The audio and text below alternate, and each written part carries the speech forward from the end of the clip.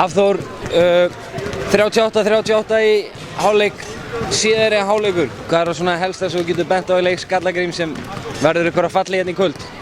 Við vorum bara áthöstlaðir, fannst mér.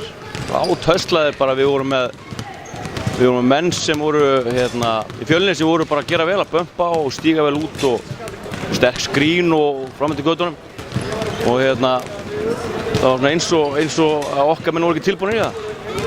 Nú staðan orðin, hún orðin aðeins í strembin, hún var strembin fyrir leikinn í kvöld, en það nokkuð ljóst að framhaldinu, þá verðið þið að stela sigurum í súpunni þarna í sætum 3-9. Já, við verðum bara að fara aðeins að hysja upp okkur brekkurnar og bara spila svona spila eins og lið í botnbaráttu. Við erum alltaf eitthvað rólegir yfir í tíðinni.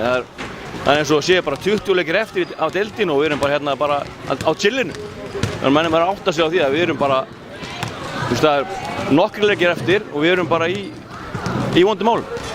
Áður við hleypum þér í að stappa stálun í strákana, eldsnögt stöðun á Páli Axeli. Það er vitaskuld vont fyrir ykkur að vera með hann alltaf, hvað ég var að segja, svona day-to-day formi vegna meiðsla.